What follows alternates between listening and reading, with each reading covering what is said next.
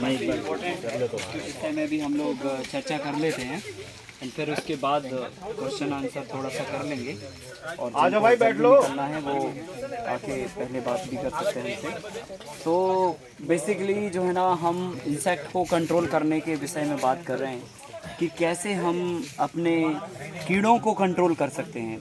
और बेसिकली हमें किसी भी कीड़े की हत्या नहीं करनी है, हमें उसको मारना नहीं है, हम उनको कंट्रोल करेंगे। सो बेसिकली कंट्रोल करने के पहले हमें उसके कुछ बेसिक पैरामीटर हैं, उन पे हमें बात करना पड़ेगी। तो आप समझ लो कि मतलब जो है, आपको किसी भी कीड़े के लिए दवा की ज़रूरत नहीं है। कुदरत के विज्ञान को जब आप गंभीरता से और गहराई से समझोगे तो आपको दो बातें उसमें मिलेंगी आपको, और वो दो बातें ये है कि संसार में कुदरत ने बीमारी नाम की संरचना नहीं की है। अगर की हो तो बता दो। आप कहोगे कि नहीं, बीपी बनाया उन्होंने, कैंसर बनाया, ब्लड प्रेशर बनाया, शुगर बनाई, 800 से भी ज़्यादा बीमारियां हैं, तो ये आपने बनाई हुई है, ऊपर वाले की बनाई हुई नहीं है। ऊपर वाले ने केवल इस संसार की रचना की 5 एलिमेंट से। उसने अर्थ तत्व बनाया, धरती तत्व बनाया, वायु तत्व बनाया, अग्नि तत्व बनाया और जल तत्व बनाया, आकाश तत्व बनाया। 5 एलिमेंट बना के उसने पूरा ब्रह्मांड बनाना बंद कर दिया। आप कहोगे कि नहीं नहीं, उसने तो और भी चीज़ें बनाई है, आम का पेड़ बनाया, ये हमने थोड़ी बनाया, ये तो ऊपर वाले का ही बनाया हुआ है। फिर आप कहोगे नहीं, मच्छर भी बनाया, मक्खी भी बनाई, तितली बनाई, सांप बनाया, गाय बनाई, बैल बनाए। तो उसने क्या किया, इन सभी जीवों को इन 5 रॉ मटेरियल से मिला के बनाया। बात आ रही ना समझ में? मतलब अगर संसार को अध्ययन करोगे तो 5 एलिमेंट के अलावा छठवां एलिमेंट इस पूरे विश्व में नहीं है, पूरे ब्रह्मांड की व्यवस्था में नहीं है। 5 ही एलिमेंट हैं। आप पानी में उतर जाइए तो समंदर की अथाह गहराई है, आप आसमान में चले जाइए तो होल यूनिवर्सल है, आप थोड़े ऊपर जाइए तो हवा है, धरती पर रखिए तो पृथ्वी तत्व है, धरती तत्व है, और कहीं चले जाइए तो मतलब हर जगह तो कोई ना कोई एलिमेंट आपको मिलेगा। तो इस संसार में 5 एलिमेंट के अलावा छठवां कोई दूसरा एलिमेंट नहीं है, और 5 ही एलिमेंटों से मिलके ये सारे जीवों की रचना हुई है, सबकी रचना हुई। पूरा संसार 5 एलिमेंट से रचा गया। भगवान ने क्या किया, भगवान ने इतना दिमाग से काम किया है इस संसार को बनाने में कि सांचे बस उन्होंने अलग अलग बनाए, पर रॉ मटेरियल सब में एक ही यूज़ किया है। हाँ, इंसान को बनाया तो इंसान का सांचा अलग बना दिया, पर रॉ मटेरियल वही 5 डाले जिससे पूरा विश्व बनाया। फिर मच्छर बना दिया तो मच्छर का सांचा अलग है, लेकिन रॉ मटेरियल उसके अंदर वही 5 हैं। गाय बनाई तो गाय का सांचा अलग है, दिखने में अलग है, गुण में अलग है, लेकिन रॉ मटेरियल सब एक ही है। मतलब गुण के आधार पर और सकल सूरत के आधार पर केवल जीवों का विभाजन हो सकता है। बाकी अगर सूत्रों के मुताबिक देखें, संसार की मैन्युफैक्चरिंग व्यवस्था के आधार पर देखें, तो सब कोई 5 ही एलिमेंट से मैन्युफैक्चर्ड हुआ है। कोई भी छठवां है ही नहीं इस पूरे विश्व में, पूरे संसार में। अब देखो, जब छठवां नहीं है, 5 बनाए, तो ये बीमारी छठवीं कहाँ से आ गई? तो ये बीमारी सब हमारी बनाई हुई व्यवस्था है। अब आप कहोगे कि नहीं नहीं, अभी नहीं पल्ले बात पड़ रही है, ठीक है, हमें नहीं आ रही अभी बात समझ में, तो मैं आपको समझाता हूँ। इस संसार में अगर हम आपकी डेफिनेशन पूछें कि आपकी डेफिनेशन क्या है, ज़रा बताओ आप क्या हो, तो आप पहले नंबर कहोगे मैं पवन हूँ, या मैं आकाश हूँ, या लाइक जो भी है ना, जिसका भी जो नाम है। पहले नंबर तो आप अपना नाम लोगे, फिर दूसरे नंबर पे फिर कहेंगे और क्या हो, तो मैं MSc AG हूँ, ठीक है, BSc हूँ, या फिर जो भी है ऐसे इस टाइप से। और क्या हो भाई, तो डॉक्टर हूँ, इंजीनियर हूँ, पायलट हूँ, और भी कुछ है ना। एक्चुअल डेफिनेशन आप कभी नहीं बताते हो, और एक्चुअल डेफिनेशन आपकी है कि इस संसार में आप एक लिविंग ऑर्गेनिज्म हो। समझ गए ना? ये आपकी एक्चुअल डेफिनेशन है। आप क्या हो? संसार के एक लिविंग ऑर्गेनिज्म हो, मतलब जीने वाले जीव हो। और लिविंग ऑर्गेनिज्म की जब बात होती है जीने वाले जीवों की, तो इस संसार में जितने भी जीने वाले जीव हैं उन पर जो सूत्र लागू होते हैं वही सूत्र सेम आप पे लागू होते हैं, क्योंकि उनका भी रॉ मटेरियल सेम है, आपका भी रॉ मटेरियल सेम है। बात आ रही ना समझ में? आप समझते जाइएगा आप बात, अभी गहराई तक हम लोग पहुंच जाएंगे। तो जब सबका रॉ मटेरियल, सारे लिविंग ऑर्गेनिज्म का, संसार में जितने भी पेड़ पौधे भी हैं, इनका भी लिविंग ऑर्गेनिज्म, ये भी लिविंग ऑर्गेनिज्म है, मतलब जीने वाले जीव हैं, ये भी जीते हैं, जड़ बनाते हैं, पत्ती बनाते हैं, फल बनाते हैं, गिरते हैं, फिर से फल बनाते हैं, फिर से गिरते हैं, ये सारा इनका भी चलता रहता है। तो ये सारे संसार में मच्छर, मक्खी, पंखी, तितली से लेकर सब कोई लिविंग ऑर्गेनिज्म है इस विश्व में, और हम भी उसका हिस्सा हैं, हम भी लिविंग ऑर्गेनिज्म है। और लिविंग ऑर्गेनिज्म को जीने के लिए 3 चीज़ें चाहिए, भोजन, हवा और पानी, और ये 5 चीज़ों से मिल के बने हैं। ये 8 ही चीज़ों में इनका पूरा संसार खत्म होता है, मतलब मिल के बने हैं 5 चीज़ों से, और जीने के लिए सबको चाहिए 3 चीज़ें। आप बताओ, किसी भी मच्छर के लिए खाने के अलावा, पीने के अलावा और सांस लेने के अलावा चौथी कोई डिमांड है क्या? देखा आपने किसी भी मच्छर को कि उसको शौक हो गया पीएचडी करनी है, चौथी डिमांड है एसी में या कुछ भी? गाय को उठा के देखो, उसको खाने को चारा चाहिए, पीने को पानी चाहिए, सांस लेने को हवा चाहिए, बात खत्म हो गई। फिर उसको संसार की किसी भी दौलत से, बाकी चीज़ों से कोई लेना देना नहीं है। किसी भी जीव को आप उठा के देखो, पेड़ को उठा के देख लो, तो इसको भी भोजन चाहिए, हवा चाहिए, पानी चाहिए, और आपको भी यही चाहिए, पर आपने अपनी डेफिनेशन बदल दिया, ये ही नहीं चाहिए, बाकी सब चाहिए। तो आपकी सीमाएं नहीं है, आपको चौथा भी चाहिए, 5वां भी चाहिए, 6वां भी चाहिए, 7वां, और गिनती नहीं है आपकी कि कितना क्या क्या चाहिए, आपको चाहिए ही चाहिए है कुल मिला के। तो कहने का मतलब, इंसान को छोड़कर संसार के सारे जीव केवल 3 चीज़ों की डिमांड करते हैं और चौथे की डिमांड नहीं करते। लेकिन इंसान अलग नहीं है, ये बिल्कुल आप नक्की बात मानना। आप एक लिविंग ऑर्गेनिज्म है, जीने वाले जीव हैं, और जीने वाले जीव केवल एकमात्र आप ही नहीं है इस पूरे विश्व में। इस संसार में 84 लाख स्पीसीज अलग हैं जो बैक्टीरिया, वायरस और जीव जंतुओं से मिलकर बनी है, और करोड़ों स्पीसीज प्लांट्स की हैं। तो अगर आप गिनती लगाओगे तो वैरायटीज में अगर आप चले जाओगे तो अरबों वैरायटीज हैं जो इस संसार में लिविंग ऑर्गेनिज्म हैं, आपके साथ या आपके अलावा, बराबर। और इन सब पे एक ही सूत्र लागू होते हैं, क्योंकि ये सब की मैन्युफैक्चरिंग एक ही रॉ मटेरियल से हुई है, ठीक है। और इन सब को जीने के लिए भी 3 चीज़ें चाहिए, सबको, आपको भी चाहिए। अगर आपके जेब में पैसा हो ना हो कोई फ़र्क नहीं पड़ता, लेकिन अगर भोजन ना हो आपके पेट में तो फ़र्क पड़ता है। अगर आपके घर में गाड़ी हो या ना हो फ़र्क नहीं पड़ता, लेकिन अगर आपको पानी ना मिले एक दिन तो फ़र्क पड़ता है। सही है कि नहीं है? अगर आपके जेब में बैंक बैलेंस नहीं है या आपका घर नहीं है तो भी फ़र्क नहीं पड़ता, लेकिन अगर सांस 3 मिनट को भी ना मिले ना तो फ़र्क पड़ जाएगा। तो इसका मतलब ये है कि घर बाद में चाहिए, पहले सांस चाहिए, पानी पहले चाहिए, बाद में कार चाहिए, ठीक है, और भोजन पहले चाहिए, बाद में पैसा चाहिए। सही है कि नहीं? क्लियर है एकदम बात सटीक। पर क्या है ना, इधर उतरती नहीं है बात ये। तो जीने के लिए सूत्र जो हैं आपके 3 एलिमेंट आपको ज़रूरत है। अब ये बात हम इसलिए बता रहे ताकि आपको ये बात समझ में आ पाए कि हम और जीव बाकी के सब सेम हैं और सब पे सेम नियम लागू होते हैं। और आप कहते हो कि नहीं, बीपी और शुगर ये बीमारी तो है इस संसार में, ये ऊपर वाले ने बनाई है, तो भाई साहब ये आपने बनाई और आपके ही पास है, संसार के और जीवों के पास क्यों नहीं है?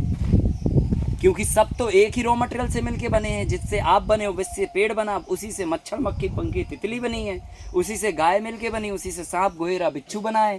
और उसको भी भोजन, पानी, हवा चाहिए, आपको भी भोजन, पानी, हवा चाहिए, लेकिन वो ज़्यादा आपसे सुखी है और हेल्दी है, और आप उससे ज़्यादा दुखी हो और परेशान हो। इसलिए क्योंकि आप अपने कुदरत के नियमों के अनुसार नहीं जीते हो, आप अपने नियमों के अनुसार जीते हो।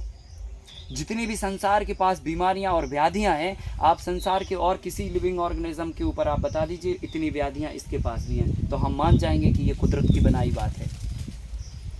मतलब अगर ये कुदरत ने बनाया बीपी, शुगर, हार्ट और ये सब चीज़ें, तो फिर ये बाकी के लिविंग ऑर्गेनिज्म में क्यों नहीं है? क्यों नहीं कभी गाय को हार्ट अटैक होता है? कभी कोई केंचुए को शुगर क्यों नहीं होती है?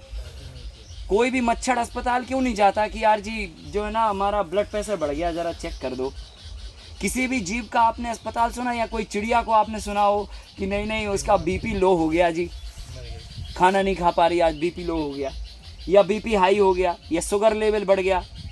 तो कोई भी जीव जो है ना, संसार में किसी भी जीव का कोई अस्पताल नहीं है।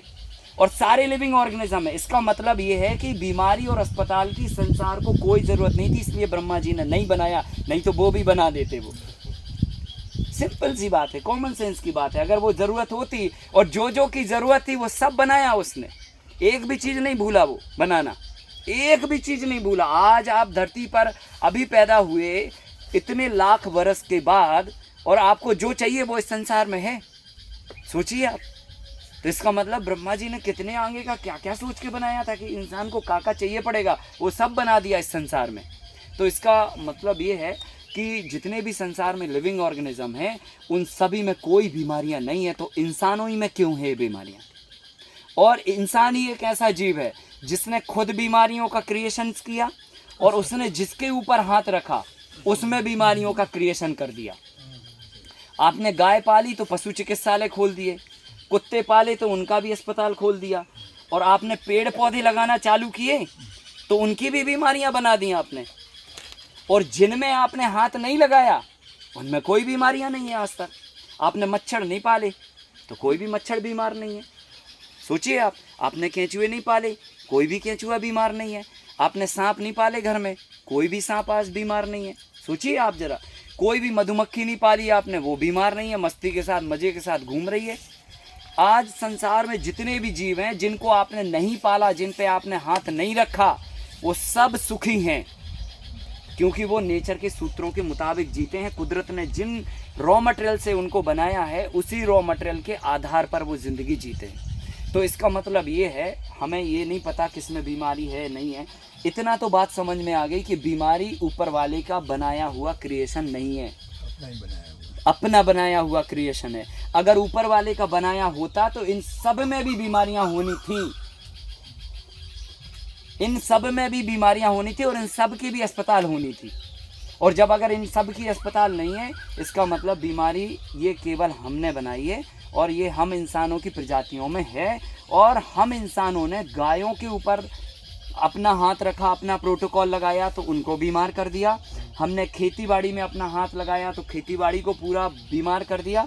एक एक पौधे को पैदा करने में उम्र में पता चला 10 तरह के हमें दवाइयाँ डालना पड़ती हैं, तो हमने उनको बीमार कर दिया। तो आइडियोलॉजिकल बात यह है कि संसार में बीमारी नाम की कोई रचना ऊपर वाले ने नहीं की है। इसका मतलब ये हुआ कि यार बीमारी तो है ही नहीं है, और जब है नहीं तो हम उलझे क्यों हैं इसमें? हम इसलिए उलझे हैं क्योंकि हम अपने सूत्रों के मुताबिक काम कर रहे हैं। अब हमें कुदरत के सूत्रों के मुताबिक काम करना, तो आप अपने से भी बीमारियां पूरी तरह से ख़त्म कर सकते हो, और पेड़ पौधों से भी बीमारियों को ख़त्म कर सकते हो, और जानवरों से भी बीमारियों को ख़त्म कर सकते हो।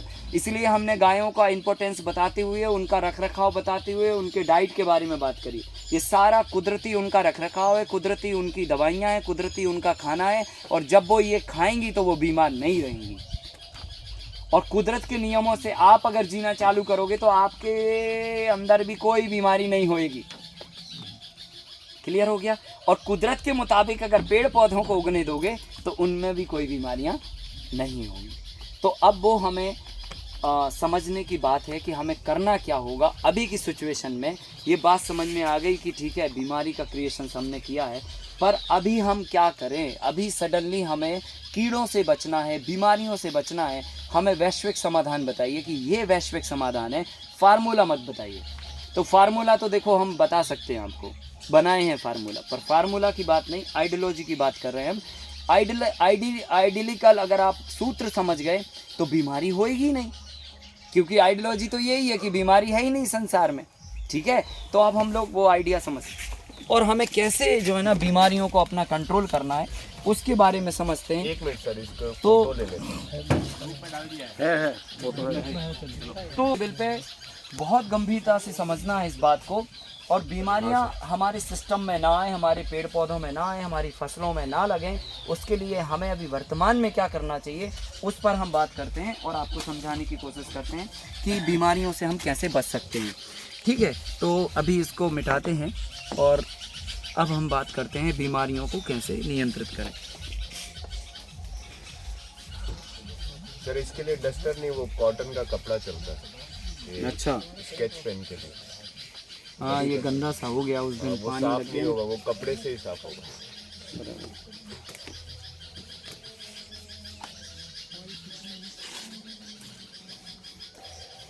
तो देखो, बीमारी का हमें इलाज नहीं करना है, हमें बीमारी के कारण का इलाज करना है। बीमारी किन कारणों से हो रही उसका इलाज करना है। तो फिर हुआ कि समाधान वैश्विक हुआ, और नहीं तो ऐसी बीमारियों का इलाज करते करते तो कितनी पीढ़ियां निकल गईं और बीमारियां ख़त्म नहीं हुई, है ना। तो वो समाधान पे नहीं जाना जो टेम्परेरी है, परमानेंट समाधान पे जाना है। तो बीमारियों का इलाज, बीमारी के कारण पर कार्य करना। नंबर 1, सबसे पहले नंबर, बीमारी कहाँ से आती है, आपको करना क्या है। पहला सूत्र है बीमारी या कीटों को कंट्रोल करने का। नंबर 1, मतलब अभी आपको दवाई नहीं बता रहे हम कोई भी, हम आपको ये बता रहे कि ये सूत्र फॉलो करोगे तो बीमारी आएगी ही नहीं। और यही सत्य है कि बीमारी आना नहीं चाहिए। और जब आपकी फसलों में कोई भी स्प्रे ना हो, तब आप समझ लेना कि आप कुदरती खेती कर रहे हो या कुदरत की खेती हो रही है। और अगर आप स्प्रे कर रहे हो तो वो कुदरत की खेती नहीं हो रही। चाहे आप वो नीम तेल का स्प्रे करो और चाहे वो छाछ का स्प्रे करो, स्प्रे करना मतलब कुदरत के मुताबिक काम नहीं हो रहा है, बराबर। तो हमें क्या करना, पहले सूत्र पे फसल के अवशिष्ट का, फसल के अवशिष्ट को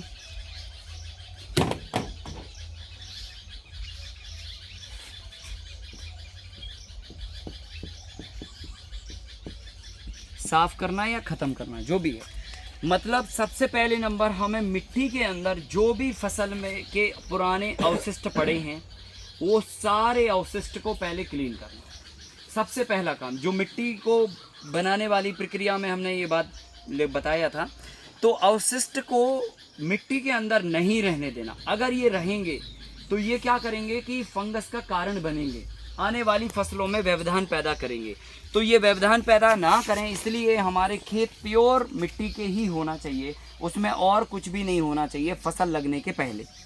हाँ, फसल लगने के बाद भले उसमें घास आ जाए, कचरा आ जाए, कितनी भी पत्तियां पड़ी हों, कुछ भी पड़ा हो, वो पड़ा रहने दो। फसल लगने के पहले वो सब नहीं होना चाहिए। उसको बोलते हैं कि अवशिष्ट को क्लीन करना या तो साफ करना। और ये होगा कैसे, ये मैंने आपको बताया था। आप वेस्ट डिकम्पोजर का इस्तेमाल या गौ कृपामृतम का कल्चर का इस्तेमाल आप कर सकते हैं, और ये करने से आपका अवशिष्ट का पूरा मैनेजमेंट हो जाएगा। इसके बाद दूसरे नंबर पर आपको करना है मिट्टी का उपचार। ये दूसरा सूत्र है बीमारी आने को कंट्रोल करने का, मतलब बीमारी ना आए उसको कंट्रोल करने का। दूसरा है मिट्टी का उपचार करें हम, और मिट्टी का उपचार 100 किलो चूना और 50 किलो नीम के पाउडर से, मिक्सचर से हर साल आपको एवरी ईयर करना है, आपको साल में एक बार, ठीक है। इसके बाद तीसरा आएगा मिट्टी का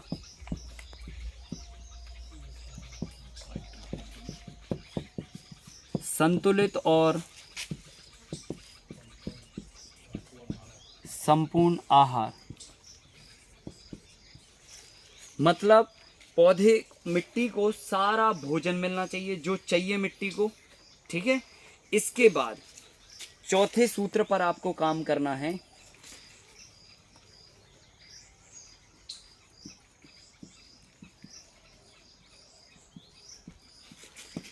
देसी बीजों का प्रयोग। फिर 5वें नंबर पे आपको करना है बीजों को संथेरेपी व उपचार।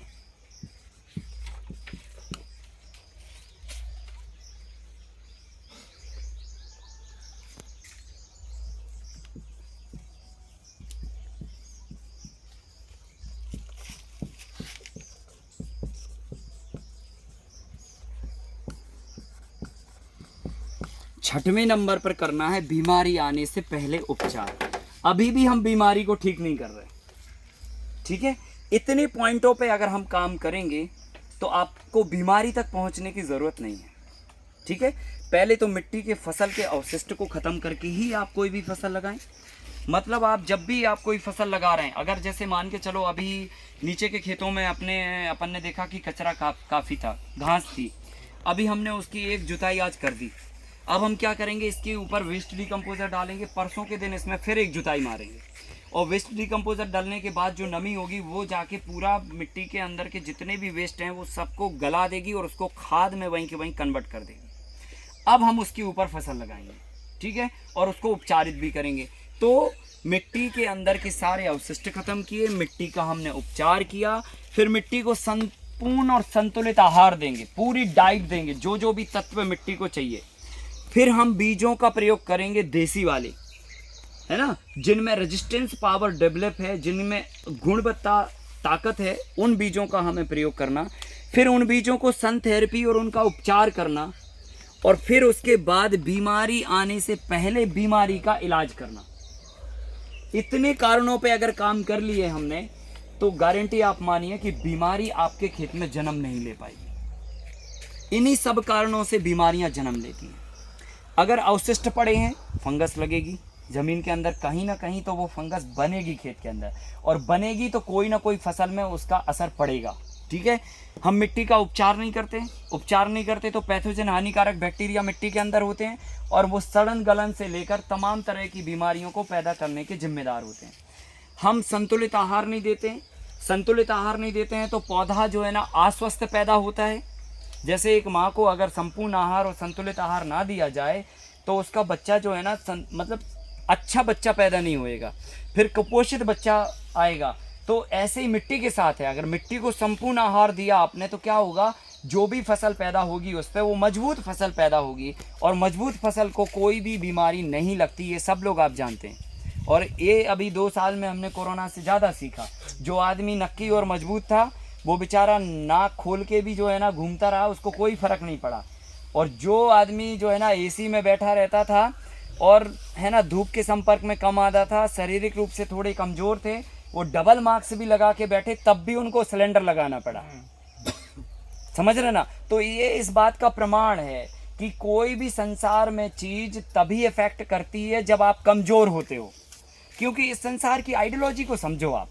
और आइडियोलॉजी ये बोलती है कि इस संसार में दिन है तो रात भी तो है ना, 12 घंटे का दिन 12 घंटे की साहब रात है, मतलब बराबर का मामला है। फिर इस संसार में लाभ है, क्या हानि नहीं है इस संसार में, है ना। दिन है, रात है, लाभ है, हानि है, पॉजिटिव है, नेगेटिव है, अच्छा है, बुरा है ना, अच्छे लोग हैं, बुरे लोग हैं, अच्छाइयाँ हैं, बुराइयाँ हैं। तो कुल मिला के भगवान ने जो संसार बनाया वो दोनों को इक्वल रख के बनाया है। ऐसा नहीं है कि कोई भी चीज़ इस संसार में है ही नहीं, आप सोचो कि नहीं बुराई को पूरी तरह से संसार से ख़त्म कर दें, नहीं हो सकती, क्योंकि उसका भी उतना ही अधिकार है इस संसार में रहने का जितना आपका है। तो संसार में सभी का अधिकार बराबर है। अब बात यह है कि साहब बुराई अगर अपने अधिकार के साथ में जिएगी तो फिर अच्छे लोग तो काम कैसे कर पाएंगे। तो ईश्वर ने फिर इसके ऊपर एक सूत्र बना दिया, और सूत्र ये बनाया कि जो ताकतवर होगा वही शासन करेगा। अगर बुराई में ताकत होगी तो बुराई शासन करेगी, अच्छाई में ताकत होगी तो अच्छाई शासन करेगी। समझ में आ रहा ना। तो इस सूत्र पर भगवान भी बंधे हुए, और भगवान भी इस धरती पर इसलिए पैदा हुए क्योंकि रावण जैसी बुराई को उनको मारना था। तो रावण जैसी बुराई को मारने के लिए अच्छाई बन के वो ज़्यादा ताकत लेके आए, तभी उसको शांत कर पाए। बात आ रही ना समझ में। तो कुल मिला के ताकत को वर्चस्व दिया है ईश्वर ने, और ताकत को ही कुदरत सपोर्ट करती है। प्रकृति जो सपोर्ट करती है ना वो ताकत को ही करती है। और एक सूत्र और बना है, आप पढ़ते हो, जीवम जीवम भक्षति। एक जीव दूसरे जीव को भक्षता है और अपना भोजन करके और आगे बढ़ता है, इस प्रकृति की व्यवस्था को आगे बढ़ाता है। तो एक जीव दूसरे जीव को कैसे भक्षता है, जब दूसरा कमजोर होगा और एक ताकतवर होगा तभी तो भक्षेगा ना। और सब बराबर ताकत के होंगे तो कैसे भक्षेगा। तो ये जो ऊपर वाले ने जो सूत्र बनाए ना, ये बहुत गंभीर सूत्र है, मतलब ये सॉलिड सूत्र हैं, और इसमें ईश्वर खुद बंधे हुए हैं। ऐसा नहीं है कि वो अपने लिए अलग प्रोटोकॉल VIP अरेंजमेंट रखेंगे कुछ कि ये नियम हम पे लागू नहीं होंगे, वो नियम उन पे भी लागू होते हैं। अगर उन्होंने भी कोई गड़बड़ किया तो उसके रिटर्न में उनको भी गड़बड़ मिला। और इस बात का प्रमाण है कि उनने अलग अलग जो है ना योनियों में जन्म लेके वो कष्ट भोगे हैं धरती पे, क्योंकि उन्होंने भी किसी को कभी कष्ट दिया। तो ये सूत्रों के आधार पर ये पूरा विश्व है, नहीं तो इसमें तो बहुत गड़बड़ हो जाएगा। इस विश्व में फिर क्या हो जाएगा, आधिपत्य हो जाएगा, किसी का सामर्थ्य बढ़ेगी तो किसी का भी आधिपत्य हो जाएगा और एक के ही नियम से पूरा विश्व चलेगा फिर। लेकिन ऐसा नहीं होता। आप देखो पूरे विश्व पे एक जैसी बारिश होती है साहब, एक जैसी हवा चलती है पूरे विश्व पे, एक जैसा धूप निकलती है सबको। कुदरत ने बराबर मात्रा में सबको सब कुछ दिया है। ऐसा नहीं है कि कहीं पे बुराई है तो उधर चलो धूप नहीं निकालते उधर पे, या तो उधर हवा नहीं चलेगी। ऐसे होता क्या? तो इसीलिए नहीं होता क्योंकि ये प्रकृति पूरे सूत्रों में बंधी हुई है और सूत्र सब पर लागू होते हैं, किसी व्यक्ति विशेष पर नहीं लागू होंगे और किसी सत्ता पर भी लागू नहीं होंगे। ये नियम के अनुसार चलते हैं और नियम ये है कि ताकत का ही वर्चस्व होगा। ठीक है, तो यहाँ पर हम संतुलित और संपूर्ण आहार दे के हम क्या कर रहे हैं, मिट्टी की और पौधे की ताकत को बढ़ा रहे हैं ताकि बुरी ताकत उस पर असर ना कर पाए। अभी देखो हम लोग कोरोना से इसलिए परेशान हुए क्योंकि हम कमजोर थे। बहुत सारे लोगों ने कहा अरे नहीं नहीं वो वायरस बहुत खतरनाक है। अरे भाई खतरनाक नहीं है, आप इतने कमजोर हो गए हो। वो तो जितना है वो उतना ही है। बताइए आपके पास तो 60-70 किलो का वजन है, वो के पास तो वजन ही नहीं, आज तक किसी ने तौला नहीं कितने ग्राम का है वो, न देखा है कि कैसा है। हमारे पास तो मिसाइल है, बम है, तब भी हम जो है ना घरों में छुपे बैठे रहे। सोचो आप, इसलिए क्योंकि आप इतने कमजोर हो चुके हो, इतने से वायरस से आप डर रहे हो।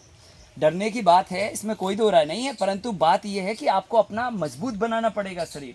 और ये ऐसी बात नहीं है कि ये वायरस अभी आए, वो जमाने में नहीं थे। इससे पावरफुल वायरस इस संसार में ऑलरेडी हैं, लेकिन इंसान झटके से कमजोर हुआ तो ये महामारी फैल गई। अभी एक झटका और लगेगा फिर दूसरी महामारी फैलेगी। तो वायरस तो इस संसार में घूम ही रहा है। इधर भी ये हवा में भी कैंसर के वायरस होंगे, टीबी के वायरस होंगे, पता नहीं और भी वायरस घूम रहे होंगे। लेकिन हम सब लोग अपना इम्यूनिटी मजबूत किए हैं, इसलिए कोई वायरस हम पे हाथ नहीं रखने दे रहा। मतलब अंधेरे को खत्म करना, उजाला बढ़ाओ। एक नियम भगवान ने तोड़ बना रखा है कि अगर आपको बुराई को खत्म करना तो अच्छाई को बढ़ाओ। किसने मना किया कि अच्छाई को ना बढ़ाओ?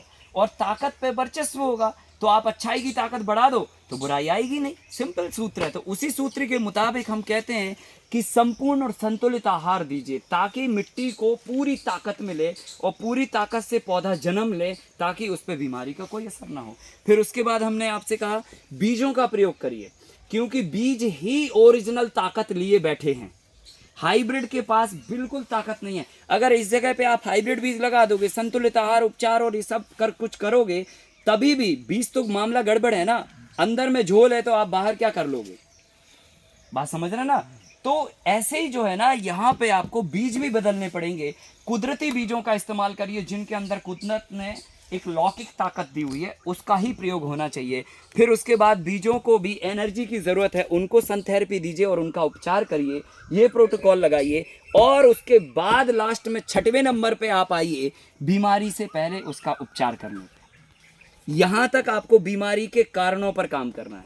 ये सारे 5 कारण हैं जो बीमारी को आने देते हैं। फसल का अवशिष्ट खत्म नहीं होता, मिट्टी का उपचार नहीं होता, संतुलित आहार नहीं होता, देसी बीज प्रयोग नहीं होते, उनका उपचार और उनकी थेरेपी नहीं होती है। तो ये सब कारण होते हैं बीमारी आने के।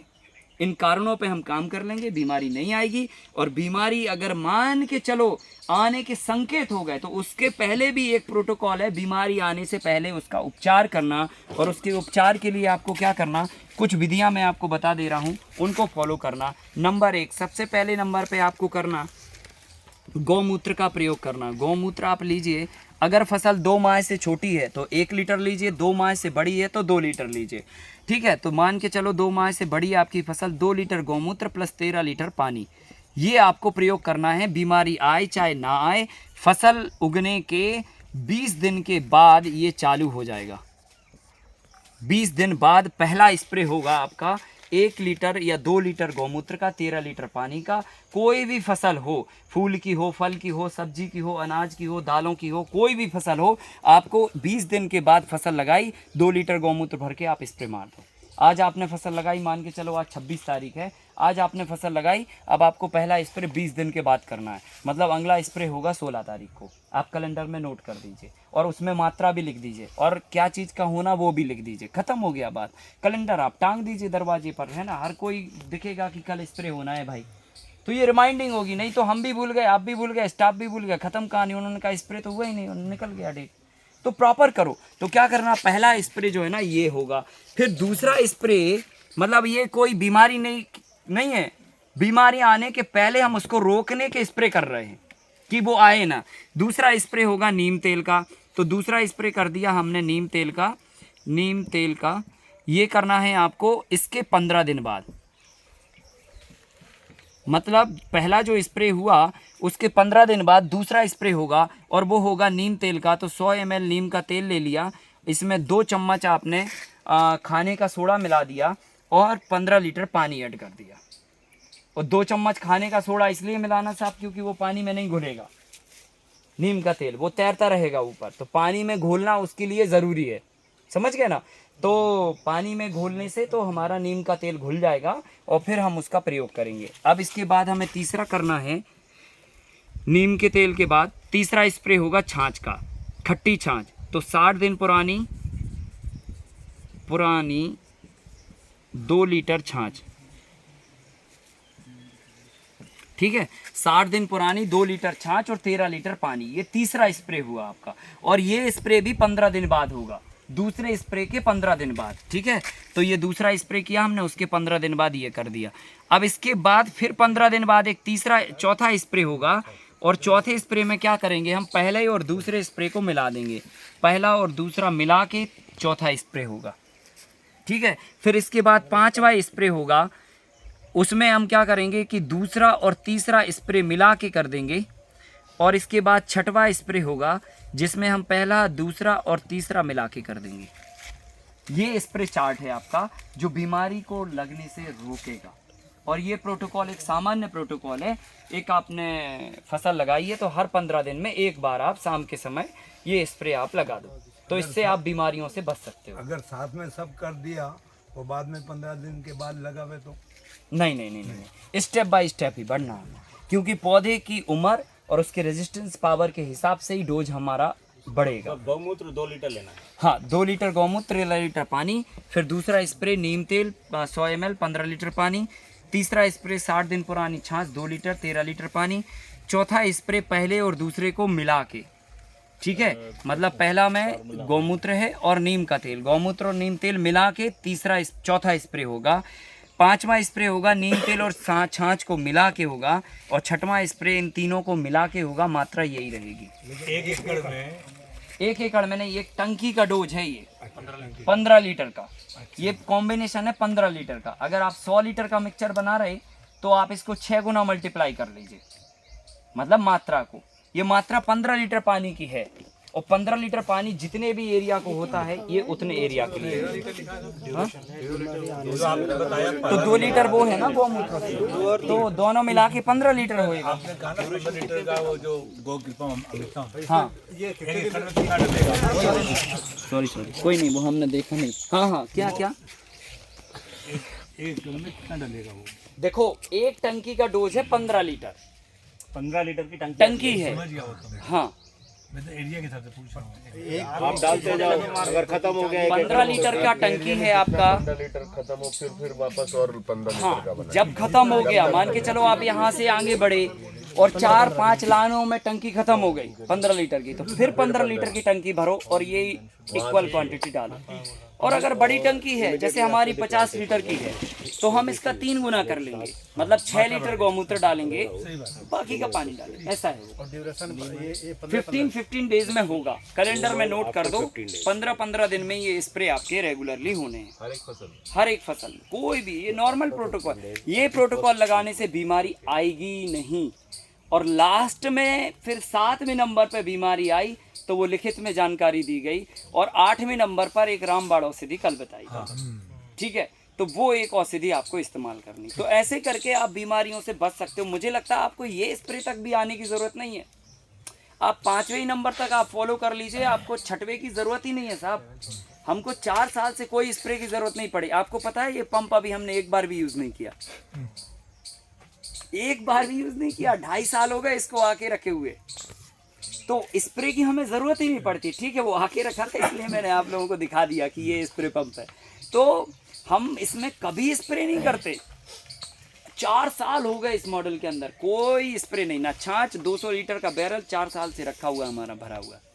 तो कुल मिला के देखो, जब आप कुदरती व्यवस्था के साथ में काम करते हो और समझ तैयार करके काम करते हो तो ये काम बहुत आसान हो जाता है।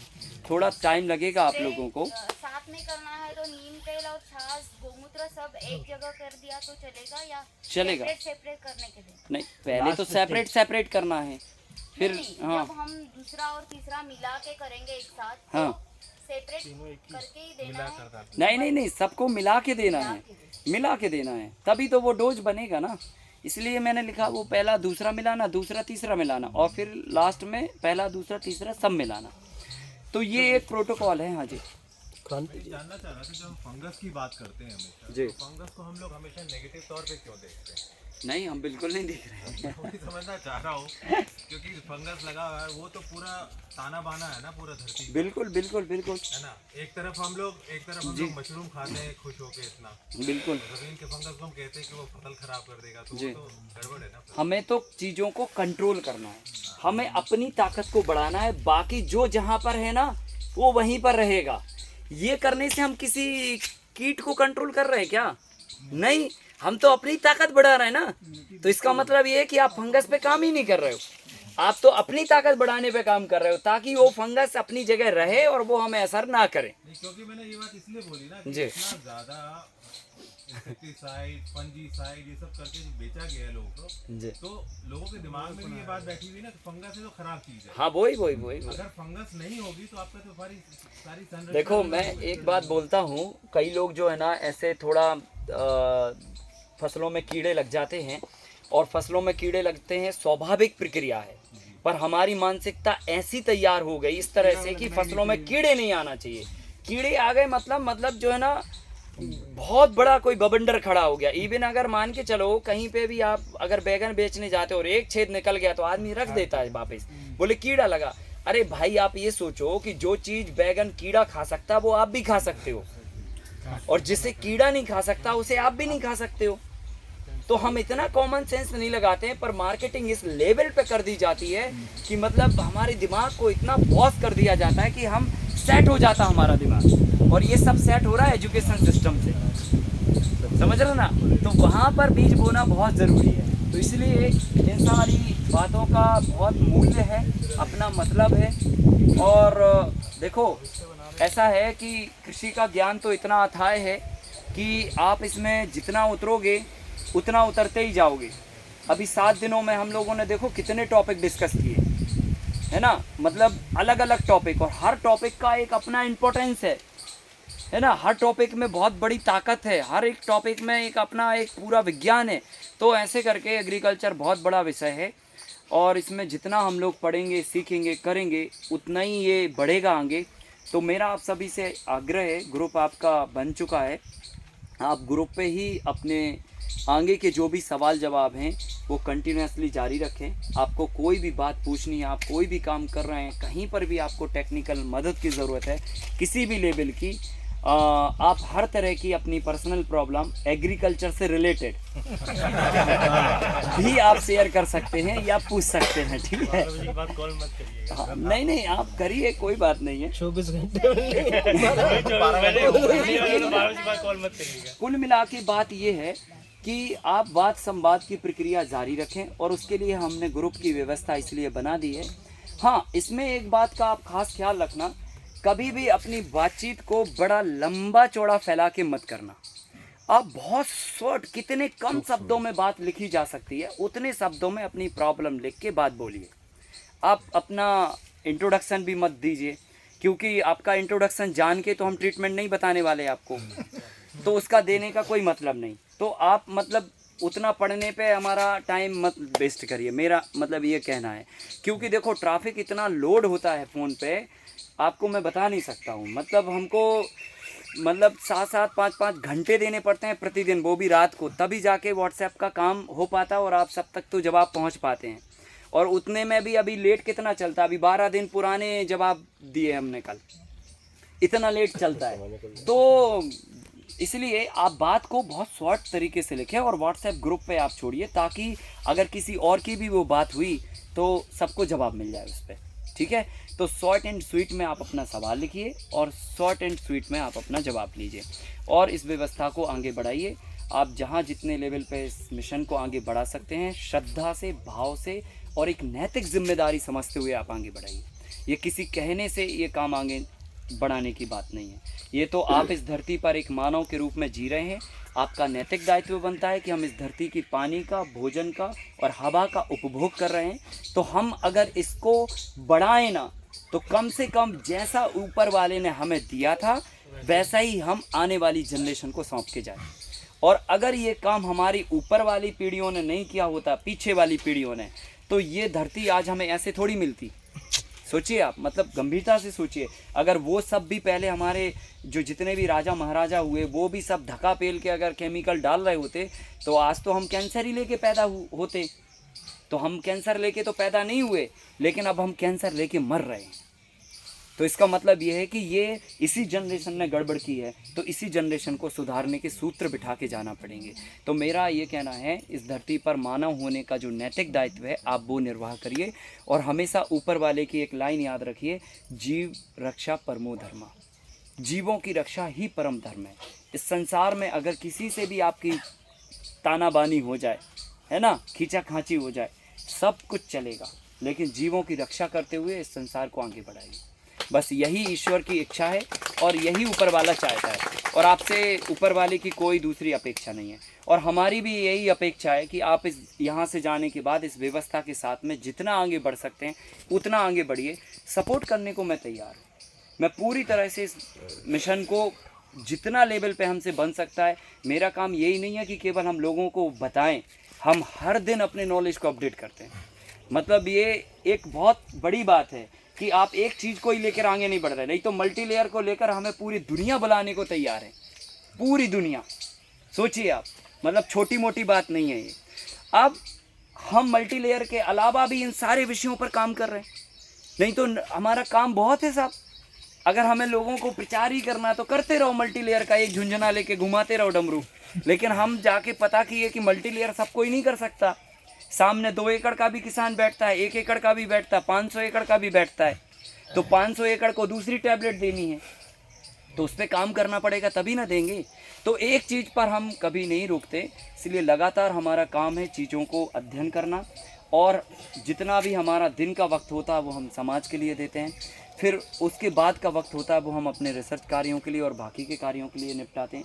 सो कुल मिला के इस व्यवस्था को हमें लगातार बढ़ाना है और हमें लगातार शोध करते हुए इस भारत की सांस्कृतिक और आध्यात्मिक विरासत को वापस से फिर से खड़ा करना है और भारत को विश्व गुरु कहते हुए भारत के गौरव को वापस बढ़ाना भी है, बचाना भी है और बढ़ाना भी है, जिसको हम कृषि प्रधान देश के नाम से कहते हैं।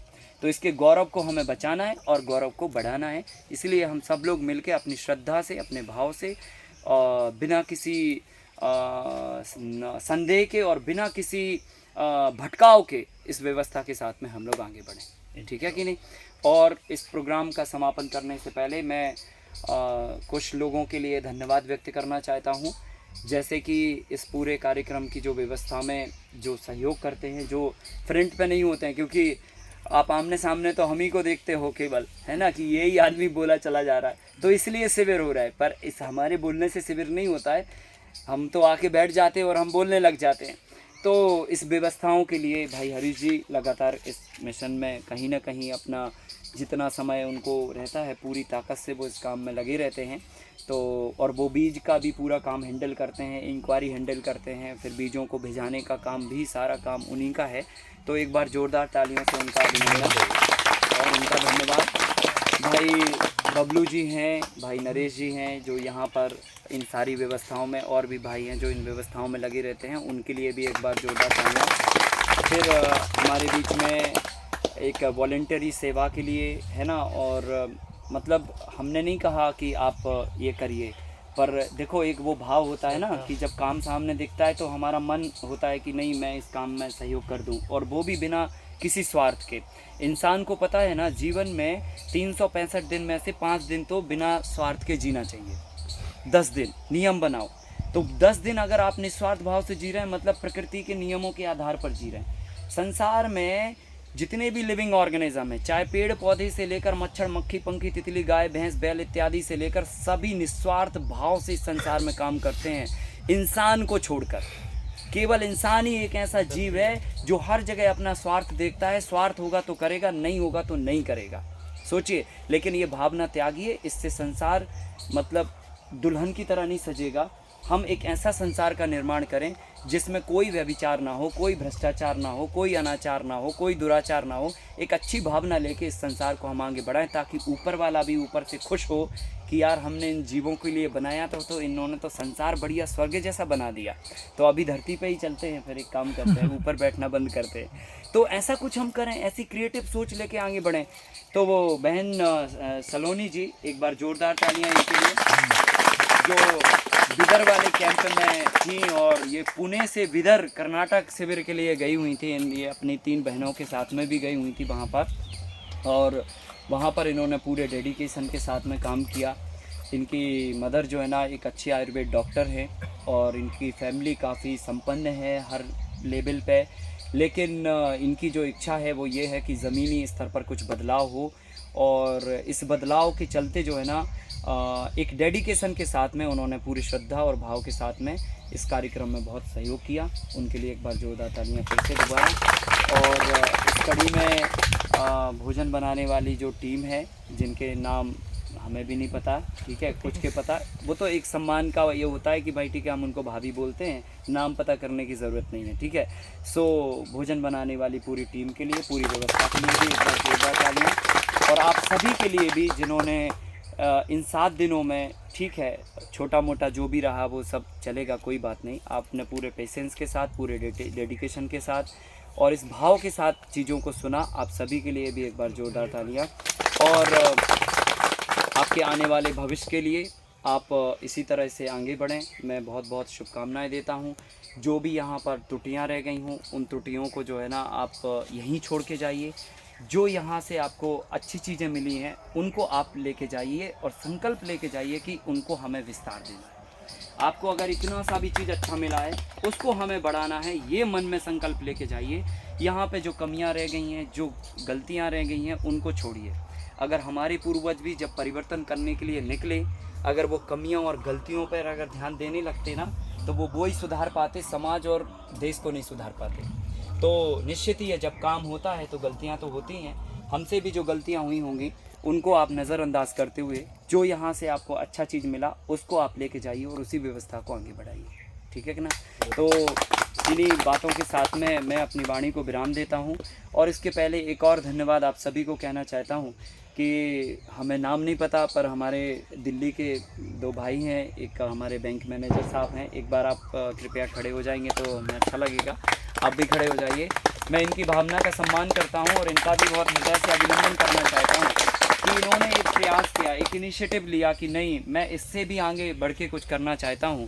आपने व्यवस्थाएं जैसी भी बनाई, जैसे हो सकता था आपने किया। आप एक मिशन को लेकर आगे बढ़ रहे हैं, तो मैं भी चाहता हूं कि हम इस मिशन में थोड़ा सा कंट्रीब्यूट करें। तो इनकी भावना को और इनकी श्रद्धा को मैं प्रणाम करता हूं और मैं पूरा आश्वस्त करता हूं कि हमसे जितना हो सकेगा मैं दिन प्रतिदिन इसमें सुधार करके और समाज में एक अच्छा बदलाव लाने का प्रयास करूंगा, ठीक है। तो ऐसे ही लोग जो है ना देश में जब अपने से आगे उठ के, अपने से सोच के दूसरों के लिए सोचने के बारे में कुछ कदम बढ़ाते हैं, तभी देश आगे बढ़ता है, ठीक है। तो आप सभी लोग भी जो जहाँ जिस लेवल पे इस मिशन को, इस कार्य को मदद कर सकता है, वो इस मिशन को आगे आके आए और कहे कि मैं इस प्रोग्राम को यहाँ कराना चाहता हूँ, इस लेवल पे हमारा कंट्रीब्यूशन, हम इस प्रोग्राम को 5 दिन का समय दे के सहयोग करना चाहते हैं, इस लेवल पे हम अपना कंट्रीब्यूशन करना चाहते हैं। या तो आप इस लेवल पे करना चाहते हो कि हाँ ठीक है भाई, हम अपना जो भी अपना गुटखा खाने का पैसा है, आज से हम गुटखा नहीं खाएंगे और जो भी गुटखा खाने का पैसा होगा 1200 रुपये महीने का, या तो 1000 रुपये महीने का, या तो जो भी है साल भर का 5000 10,000 रुपये, वो हम इस मिशन को विषमुक्त बनाने में लगाएंगे, ताकि हमारी आने वाली जनरेशन अच्छा अनाज खा पाए और वो कैंसर मुक्त हो पाए और वो ब्लड प्रेशर मुक्त हो पाए, वो डायबिटीज़ मुक्त हो पाए। ऐसी भावना के साथ में भी हम लोग आगे बढ़ सकते हैं। तो आप ज़रूरी नहीं है कि जो है ना आप किसी अच्छे कार्य में ही वो करें, आप सबसे इम्पोर्टेंट क्या अच्छा कार्य मानते हैं, उस कार्य में आपको कंट्रीब्यूट करना चाहिए। और इस कार्य की सबसे ज़्यादा पूरी विश्व को ज़रूरत है कि लोगों की थाली में विषमुक्त अन्न पहुँचे। जब अन्न अच्छा पहुँचेगा तभी समाज की अच्छी रचना होगी। ठीक है, सारी जड़ हमारा भोजन है। हम जैसा खाते हैं वैसे ही हमारा मन बनता है, वैसे ही हमारी सोच बनती है। ठीक है, तो हमें अन्न को सुधारने की ज़रूरत सबसे ज़्यादा है। और इसमें आप तन मन धन जैसे भी सहयोग कर सकते हैं आप करिए। और अगर इतना भी नहीं कर सकते हैं तो इस व्यवस्था को 10 लोगों को बताकर इसको आगे फैलाइए। ठीक है, सबसे बड़ा भगवान श्री कृष्ण ने भी कहा कि अगर किसी चीज़ में परिवर्तन लाना तो प्रचार जरूरी है। तो आप सब लोग अगर कहीं पर भी चर्चा करें तो आप इस मिशन के बारे में लोगों से चर्चा करिए।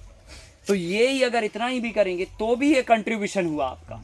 ये ज़रूरी नहीं है कि आप धनी इकट्ठा करके दें या आप समय ही दें, आप ये ही दें, किसी भी लेवल पे आपका कंट्रीब्यूशन हो सकता है। आप यहाँ से ट्रैवलिंग करते हैं, 10 लोगों के बीच में फालतू बात ना करके खेती की बात करो क्या, और एक पॉजिटिव प्रचार फैलाइए आप इस बात को। और धीरे धीरे करके देखिए समाज को लाभ होगा, देश आगे बढ़ेगा। इन्हीं शब्दों के साथ में मैं अपनी वाणी को विराम करता हूं और इस शिविर का समापन करता हूं। जिस व्यक्ति के भी अगर कोई सवाल हो तो वो कृपया व्हाट्सएप पे ही बात करें। और अगर किसी को व्यक्तिगत वाली बात करनी हो एग्रीकल्चर से रिलेटेड तो वो फिर जाके अभी भोजन कर लीजिए आप, और फिर हम थोड़ी देर के लिए बैठ जाएंगे। तो फिर आप आके एक एक करके भी बात कर सकते हैं। ठीक है, धन्यवाद। भरते हैं ना बैग, वो कैसे भरते हैं बताया नहीं आपने। वो भरेंगे तभी पता चलेगा। गोबर बुलाए थे।